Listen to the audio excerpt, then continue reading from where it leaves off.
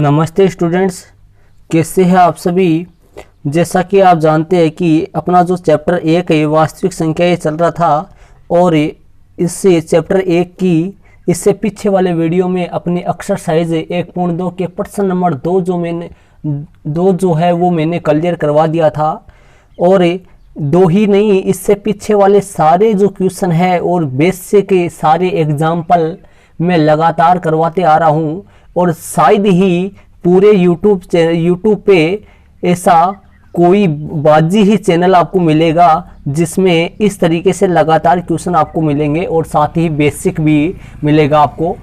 तो students, channel पे यदि आप नए हो तो चैनल को ज़रूर सब्सक्राइब कर लीजिए और साथ ही बेल आइकन की घंटी का बटन ज़रूर प्रेस कर लेना, जिससे चैनल पे जो नया वीडियो अपलोड होगा उसकी सूचना आपको मिल जाए। स्टूडेंट्स, तो चलते हैं अपने आपकी एक्सरसाइज 1.2 के प्रश्न नंबर 3 में चलते हैं।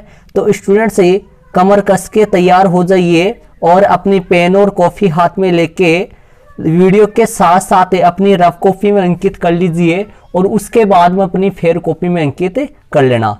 तो चलते हैं स्टूडेंट्स, और साथ ही यदि आपको वीडियो पसंद आए तो वीडियो को लाइक कीजिए और साथ ही आपके अन्य दोस्त हैं जिनको चैनल के बारे में पता नहीं है उन तक वीडियो को जरूर शेयर करें।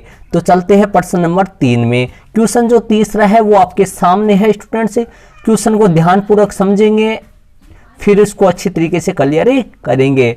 तो चलते हैं क्वेश्चन नंबर तीसरा एक्सरसाइज 1.2 में। तो तीसरा जो क्वेश्चन है वो आपके सामने है, ध्यानपूर्वक आप समझ देखोगे इसको। अभाज्य गुणनखंड विधि द्वारा निम्नलिखित पूर्णांकों के में से, जिसको इंग्लिश में शॉर्ट जो नाम है वो एचसीएफ होता है, और लेस है एलसीएम ज्ञात कीजिए। मतलब अभाज्य गुणनखंड विधि से स्टूडेंट्स एचसीएफ और एलसीएम अपने को ज्ञात करना है। तो पहला जो वीडियो था मेरा चैप्टर जो 1 है उसका जो फर्स्ट पार्ट था, उस पहले पार्ट में मैंने बेसिक क्लियर करवाया था। उस बेसिक में आपके समझ में आ गया होगा कि आप यदि आप अभी जाके फिर नोटबुक में आप अपना बेसिक देखिए, उस बेसिक में अर्थात नोट्सों में मैंने क्या लिखवाया था, एचसीएफ करने की कितनी विधियां होती है और एलसीएम करने की कितनी विधियां होती है। तो इस तरीके से मैंने दोनों अच्छी तरीके से आपको क्लियर करवाया था कि एचसीएफ की विधियां कितनी होती है और एलसीएम की जो विधियां है वो कितनी होती है। स्टूडेंट्स, दोनों मैंने आपको क्लियर करवाया था। तो एचसीएफ की 3 विधियां होती है और एलसीएम की 2 विधियां होती है। जो फर्स्ट अभाज्य गुणनखंड विधि एक ऐसी विधि है जिसकी सहायता से कितनी भी संख्याएं क्यों ना हो अपन एचसीएफ भी निकाल सकते हैं और एलसीएम भी निकाल सकते हैं। तो चलते हैं, तीसरा क्वेश्चन आपके सामने है स्टूडेंट्स। इस तीसरे क्वेश्चन में 3 क्वेश्चन है, रोमन में 3 है और इसमें से पहला मैं आपको क्लियर करवा रहा हूं। पहले की जो संख्या वो आपके सामने है 12, 15 और 21। ये तीसरे की संख्या स्टूडेंट्स 12, 15 और 21।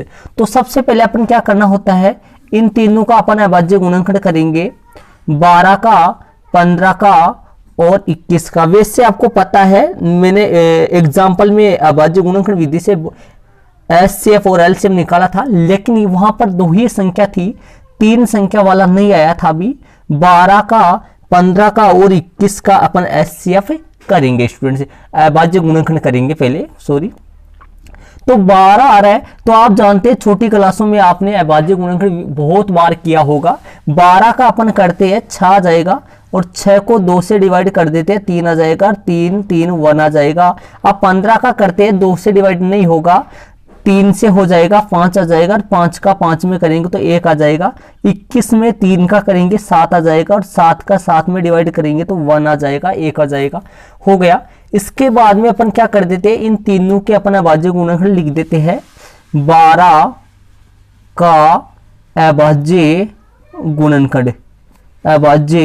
गुणनखंड लिख देते हैं स्टूडेंट्स, 12 का अभाज्य गुणनखंड, ठीक है। और फिर लिखते हैं 15 का अभाज्य गुणनखंड।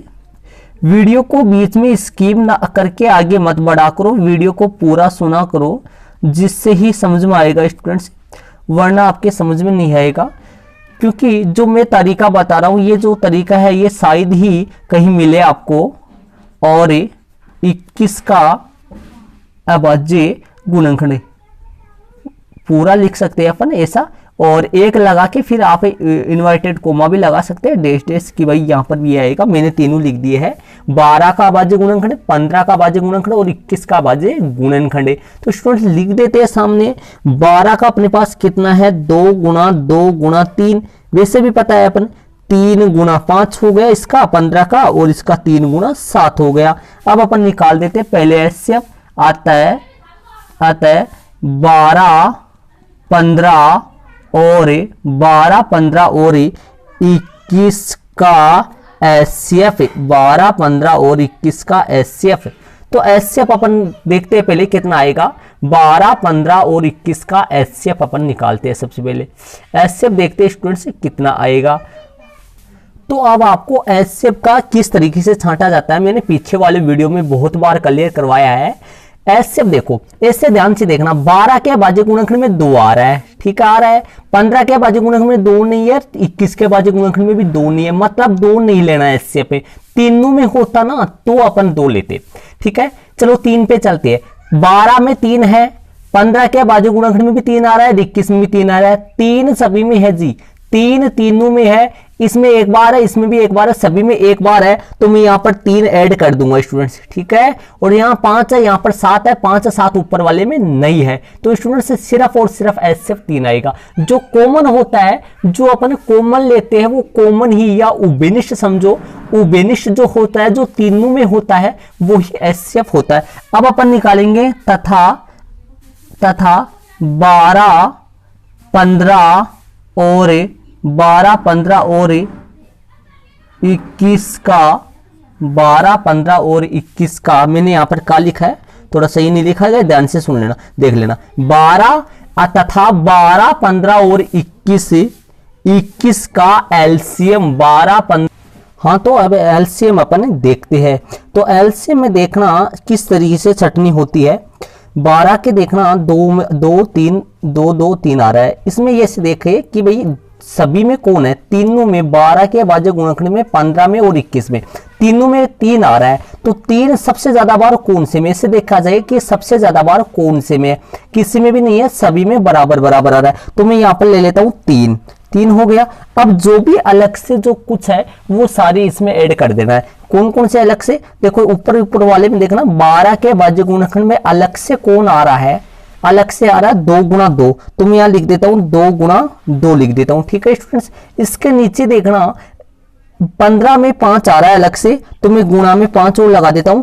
और कौन बच गया, 7 आ रहा है, तो 7 और लगा देता हूं, तो हो गया क्लियर सारे, मतलब सब लेने लगे। तो इसमें क्या करना है, एलसीएम में ये करना है कि जो सभी में हो वो तो जो तीनों में हो, तीनों कौन कौन है, या 12 15 और 21, जो तीनों में हो वो तो सबसे ज्यादा बार ले लेते हैं, जिसमें सबसे ज्यादा बार हो उसमें। और इसके अलावा जो अलग से है स्टूडेंट्स, वो सारे ऐड कर लेते हैं एलसीएम के अंदर।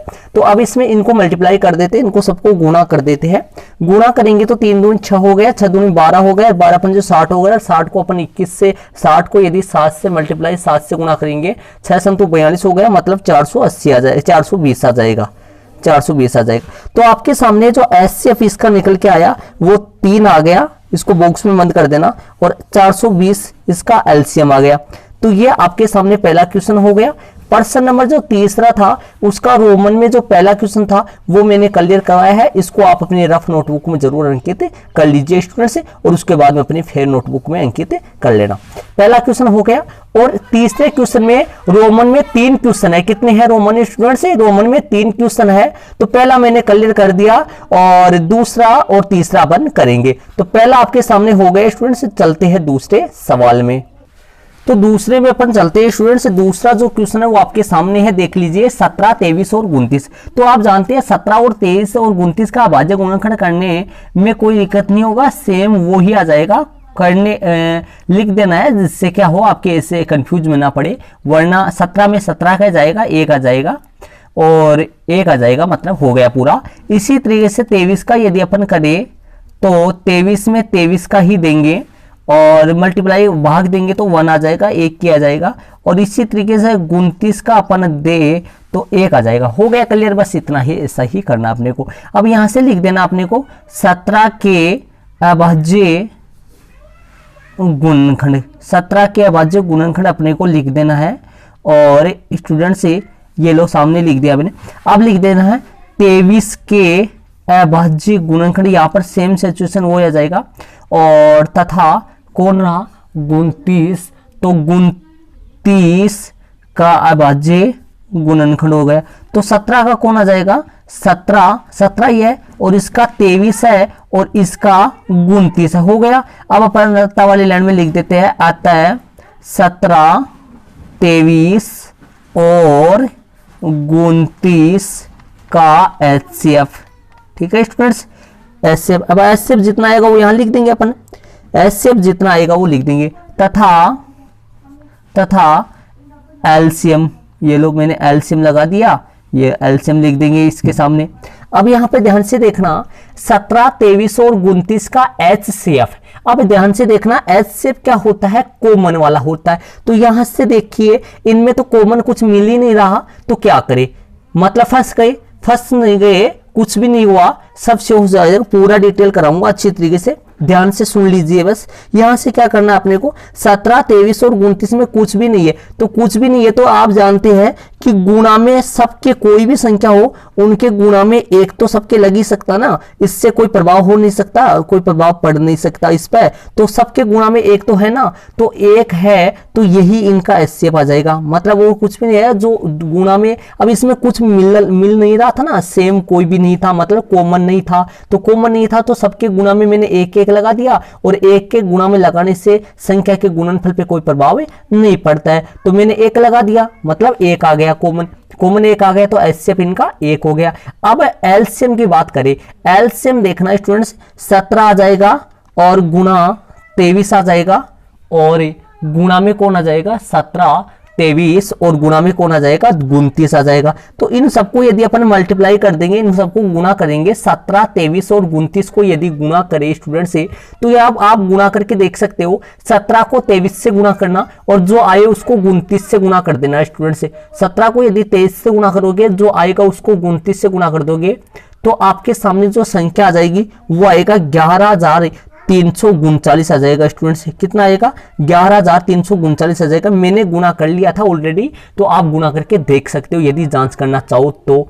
ये दूसरा हो गया, HCF एक आ गया और आपका LCM 11,339 हो गया। तो इनको सबको बॉक्स में ले लेना ताकि अच्छा लगे, सही लगे, मतलब अगले को एग्जामिनर जो होता है एग्जाम में उसको आंसर अच्छी तरीके से नजर आ जाए और वो खुश होके, मतलब आपकी कॉपी से प्रभावित होके नंबर देने में कंजूसी ना करे स्टूडेंट्स वो। तो दूसरा आपके सामने हो चुका है, 11,339 के इसका LCM आ गया है और एक इसका HCF हो गया, एक HCF हो गया और 11,339 इसका LCM हो गया है। हो गया दूसरा क्लियर। अब अपन तीसरे सवाल में चलते हैं स्टूडेंट से। इसी के तीसरे में प्रश्न नंबर जो तीसरा है उसके तीसरे सवाल में अपन चलते हैं। तो चलते हैं स्टूडेंट्स, तीसरे सवाल में चलते हैं। प्रश्न नंबर तीसरे का तीसरे में अपन चलते हैं। तीसरे की संख्या 8, 9 और 25 आपके सामने है स्टूडेंट से। तो देखिए 8, 9 और 25 इनका अभाज्य गुणनखंड अपन करेंगे। तो ध्यान से देखना, 8 का करेंगे तो 8 का अभाज्य गुणनखंड यहां पर कर देंगे और 9 का गुणनखंड यहां पर कर देंगे और यहां पर कर देंगे स्टूडेंट से 25 का गुणनखंड। तो इस तरीके से 8, 9 और 25 का गुणनखंड यहां पर कर देंगे। ध्यान पूर्वक देखना आप वीडियो को, और पीछे वाला दूसरा सवाल आप अपनी नोटबुक में जरूर अंकित कर लेना। यहां से लेकर यहां तक है, ये आंसर लगा दिया मैंने, और तीसरा मैं अभी कर रहा हूं। तो 8 का, 9 का और 25 का अभाज्य गुणनखंड करेंगे स्टूडेंट्स। 2 का अपन इसमें देंगे तो 4 आ जाएगा और फिर 2 का देंगे तो 2 आ जाएगा। ये बताने की बात नहीं होती है, छोटी क्लासों में खूब सारा सीखा है आपने। यहाँ पर 3 आ जाएगा, यहाँ पर 3 आ जाएगा, 1 आ जाएगा। 25 में तो 5 का चला जाएगा और 5 आ जाएगा और 5 आएगा तो 1 हो जाएगा। हो गया आपके सामने क्लियर। अब यहाँ पर लिख देता हूं मैं 8 का अभाज्य गुणनखंड, 8 का अभाज्य गुणनखंड लिख देते हैं। और इसके बाद में 9 का यहां पर सेम यही लिखा जाएगा, सेम अपना ऐसा ही लिखा जाएगा यहाँ 8 और 9 का, और तथा इसके बाद में 25 का। मतलब सेम लिखा जाएगा, अलग कुछ भी नहीं आएगा। 8 का अभाज्य गुणनखंड, 9 का अभाज्य गुणनखंड और 25 का अभाज्य गुणनखंड, इस तरीके से यहाँ सेम ही लिखा जाएगा। 8 का अभाज्य गुणनखंड, 9 का अभाज्य गुणनखंड और 25 का अभाज्य गुणनखंड। 8, 9 और 25। 8 का क्या होगा स्टूडेंट से? 8 का होगा 2 गुणा 2 गुणा 2 हो गया आपके सामने, 2 गुणा 2 गुणा 2 हो गया। 9 का क्या हो गया? 3 गुणा 3 हो गया और 25 का 5 गुणा 5 हो गया। हो गया क्लियर यहाँ तक। इसके बाद में वही बात है, आता वाली लाइन अपन लिख देते हैं। कैसे लिखेंगे वो आप जानते हैं स्टूडेंट्स, हर बार में पीछे वाले में करवाया अभी। आता है 8, 9, 9 और 25 का क्या स्टूडेंट्स? एचसीएफ, ठीक है। तथा 8, 9 और 25 का एलसीएम। हो गया क्लियर। अब यहां से अपन कर देते हैं, पहले एचसीएफ निकालते हैं फिर इनका एलसीएम निकालते हैं। तो 8, 9 और 25 का एचसीएफ। अब यहां से देखना, तीनों में कॉमन देखो 8 के अभाज्य गुणनखंड में 2 है, कौन है? सिर्फ 2 है स्टूडेंट्स। 9 में 3 3 आ रहा है, 25 में 5 मतलब कोई मिल ही नहीं रहा। तो वही आ गई पीछे वाला मैंने क्लियर कराया था, जब भी कोई नहीं मिले तो आप गुणा में 1 लगा लो। 1 लगाने से कोई प्रभाव पड़ेगा नहीं, तो गुणा में मैंने 1 लगा दिया। तो अब बताओ कौन मिल रहा है? कोई भी नहीं मिल रहा है, सिर्फ 1 ही मिल रहा है जो मैंने लगाया था। ये मैं मिलाने के लिए लगा रहा हूं, बल्कि ऊपर नहीं लगाए ना, यहां पर नहीं लगाए गुणा 1 यहां पर नहीं लगाए, तो आप डायरेक्ट एच से बराबर 1 लिख सकते हो। इसमें कोई गलती नहीं है स्टूडेंट्स, आराम से आप लिख सकते हैं। तो एलसीएम में अपन चलते हैं। एलसीएम स्टूडेंट्स सारे के सारे आ जाएंगे। 2 कितनी बार है? 3 बार है। सबके सब आ जाएंगे इसमें। 2 3 बार, 2 3 बार आ चुके हैं। 3 कितनी बार है? 2 बार है, आ जाएंगे। और गुणा में यहां पर जगह नहीं है, आप मैं नीचे लिख रहा हूं। और 5 कितनी बार है? 2 बार है। और इनको सबको गुणा अपन कर देते हैं। 2 गुणा 2 गुणा 2 मतलब 2 दूनी 4, 8 हो गया। 8 ना 72 हो गया। और 72 को अपन 25 से अपन गुणा कर देंगे। 72 को यदि 25 से गुणा स्टूडेंट्स अपन करेंगे तो आपके सामने जो संख्या निकल के आएगी वो आएगी 1800। कितना आएगा? 1800 आ गए। तो एलसीएम 1800 आ गया और आपका एचसीएफ जो है वो 1 हो गया। ये लो स्टूडेंट्स, आपके सामने तीनों के तीनों क्वेश्चन मैंने क्लियर करवाए हैं। प्रश्न नंबर 3 में रोमन में 3 ही थे जो मैंने आपको तीनों क्लियर करवा चुका हूं। तो स्टूडेंट्स 1 और 1800, एक तो इसका एचसीएफ आ गया और 1800 इसका एलसीएम आ गया। तो ये हो गया। जो तीसरा क्वेश्चन था एक्सरसाइज आपकी 1.2 का जो क्वेश्चन नंबर तीसरा था, उसमें रोमन में 3 सवाल थे और तीनों मैंने आपको क्लियर करवा दिया स्टूडेंट्स। तो शायद उम्मीद करता हूं ये जो तीसरा सवाल था आपको अच्छी तरीके से क्लियर हो चुका है, मतलब समझ में आया है। तो एक बार वीडियो को लाइक जरूर से कर दे, जिससे क्या है कि हमारा लाइक करने से होता कुछ भी नहीं स्टूडेंट से, बस सिर्फ मोटिवेशन की वजह से हमारा जो मोटिवेशन वो क्लियर हो जाता है, मनोबल बढ़ जाता है इससे। तो चलते हैं इसी के साथ। तीसरा क्वेश्चन हो गया। तो प्रश्न नंबर जो 4 है वो अपन क्लियर करते हैं। एक्सरसाइज 1.2 का प्रश्न नंबर 4 में चलते हैं। तीसरा क्वेश्चन क्लियर हो गया, जिसमें 3 थे मैंने करवा दिया आपको। क्वेश्चन 4 है उसको अपन अभी करेंगे। ये लो स्टूडेंट्स, प्रश्न नंबर जो 4 है आपके एक्सरसाइज 1.2 का, वो आपके सामने है। इसको अपन पढ़ते हैं और समझते हैं, उसके बाद में अपन इसको क्लियर करेंगे। एचसीएफ 306 और 657, ये 306 है और 657 बराबर 9। देखो यहाँ पर इसने किस तरीके से लिखा है, एचसीएफ ऑफ 306 657 बराबर 9 दिया है, मतलब इस तरीके से इसने लिखा है। एलसीएम 306 और 657 ज्ञात कीजिए, मतलब ये मेरे से कट हो गए यहाँ पर। तो आपको इसमें ये समझ में आ रहा है कि स्टूडेंट्स 306 और 657 का एचसीएफ तो इसने 9 दे दिया। 306 और 657 मतलब 2 संख्या है और इनका एचसीएफ तो 9 दे दिया। आपको 306 और 657 का एलसीएम ज्ञात करना है। मतलब स्टूडेंट्स देखो, आपको मैंने सूत्र द्वारा एचसीएम निकालना और एलसीएम निकालना बताया था। कब निकालते, पहले तो आपको यह पता होना चाहिए सूत्र द्वारा एचसीएफ और एलसीएम कब निकाला जाता है। स्टूडेंट्स सूत्र द्वारा एचसीएफ हो या फिर एलसीएम हो, यदि 2 संख्या होगी तो ही अपन सूत्र द्वारा एचसीएफ या फिर एलसीएम निकाल सकते हैं। लेकिन कब निकालते हैं, अपन को क्वेश्चन में क्या दे तब अपन निकालते हैं स्टूडेंट्स। ये मैं बता रहा हूँ आपको क्वेश्चन में क्या दे कि अपन तब निकाल सकते हैं। क्वेश्चन में देखो क्या होना चाहिए, दो तो संख्या और दो ही उनके एचसीएफ और एलसीएम, मतलब कितने हो गए टोटल, 4 हो गए। दो तो संख्या होगी, दो इनके एचसीएफ और एलसीएम, टोटल कितने हो गए, 4 हो गए। इन 4 में से अपने को कोई भी 3 दे तो अपन एक ज्ञात कर सकते हैं। लेकिन ध्यान से सुनो, यहां पर दो संख्या दे रखी है आपको सामने, 306 657 दे रखी है ना दो संख्या, और एचसीएफ 9 दे रखा है, मतलब दो संख्या दे रखी है और इनका एचसीएफ दे रखा है। 3 हो गए ना टोटल, दो तो संख्या हो गई और इनका एचसीएफ 9 हो गया, मतलब टोटल कितना दे रखा है, 3 दे रखा है। तो एलसीएम ज्ञात करना है। जब अपने को दो संख्या और एचसीएफ दे तो अपन एलसीएम निकाल सकते हैं सूत्र द्वारा, और दो संख्या और एलसीएम दे तो अपने एचसीएफ भी निकाल सकते हैं। तो करने का मतलब 4 में से यदि 3 दे तो अपन एक ज्ञात कर सकते हैं स्टूडेंट्स। तो अपन हल लगा के इसको करते हैं, सूत्र द्वारा इसका एलसीएम ज्ञात करेंगे। अब अपन लिख देते हैं, हम जानते हैं कि कोई भी फॉर्मूला लिखो या सूत्र लिखो जो अपने को आता है उसके लिए अपन लिख देते हैं, हम जानते हैं कि दो संख्याओं का गुणनफल, मतलब कि दो संख्याओं का जो गुणा है वो किसके बराबर होता है। आपको पता होगा कि क्वेश्चन नंबर दूसरे में अपन जांच भी करे थे, जब दो संख्याओं का गुणनफल उन दोनों संख्याओं के एचसीएफ और एलसीएम के गुणा के बराबर हो तो वो दोनों संख्याएं, उन दोनों संख्याओं का एचसीएफ और एलसीएम बराबर हो, सही होता है। ऐसा अपन जांच भी कर सकते हैं।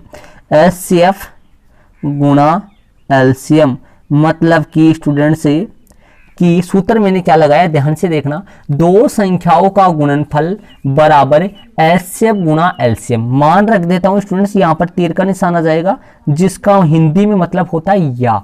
तो देखो दो संख्याएं कितनी कितनी है, 306 गुणा 657, ठीक है, बराबर लगा दिया। एचसीएफ कितना है स्टूडेंट्स, 9 है, और गुणा एलसीएम कितना है अपने को ज्ञात करना है। एलसीएम की जगह एलसीएम हो गया, दो संख्या मैंने लगा दिया 306 और 657 बराबर एचसीएफ की जगह 9 और एलसीएम ज्ञात करना है तो मैंने एलसीएम की जगह एलसीएम लगा दिया।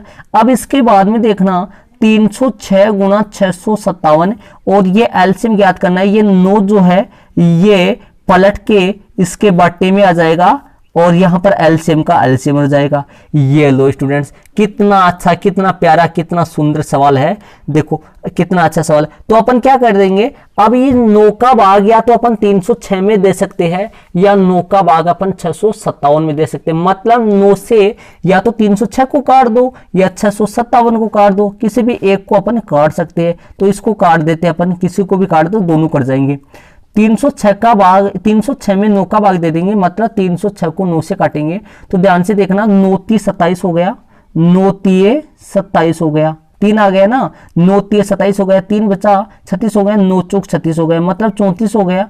तो आपके सामने 34 गुना 657 बराबर में कौन आ गया, एलसीएम। मतलब 34 कहां से आया, काटने पर आया, 306 में 9 का भाग दिया तो 34 आया, 34 को 657 से गुणा कर देंगे। स्टूडेंट्स मैं आपको अच्छी तरीके से क्लियर कराऊं, कमजोर से कमजोर स्टूडेंट्स है जिनको गुणा भाग भी नहीं आ रहा वो भी क्लियर कर सकता है आराम से। आप वीडियो को बीच में स्किप ना कीजिए, लेकिन तभी समझ में आएगा। 34 गुणा 657 इनको अपन गुणा कर देंगे स्टूडेंट्स, तो आपके सामने जो संख्या निकल के आ जाएगी 22,000। यदि मैं 34 को 657 से गुणा कर दूं तो 22,000 गुणा करके आप देख सकते हो, मैंने गुणा करके देख लिया था इसलिए मैं सीधा लिख रहा हूं, 22,338 आ जाएगा आंसर इसका, 22,338। सामने हो गया एलसीएम, तो अपने से एलसीएम ही तो पूछा था और एलसीएम अपने सामने आ चुका है। इसको दोनों पूरे को एक साथ ही बॉक्स में बंद कर देंगे अपन, तो ये आ गया अपना एलसीएम। देखो दो संख्या अपने को दे रखी थी कितनी, 306 और 657, और इनका एचसीएफ कितना दे रखा था, 9 दे रखा था, और अपने से एलसीएम पूछा था। मैंने क्या लिख दिया, हम जानते हैं कि दो संख्याओं का गुणनफल बराबर एचसीएफ गुणा एलसीएम।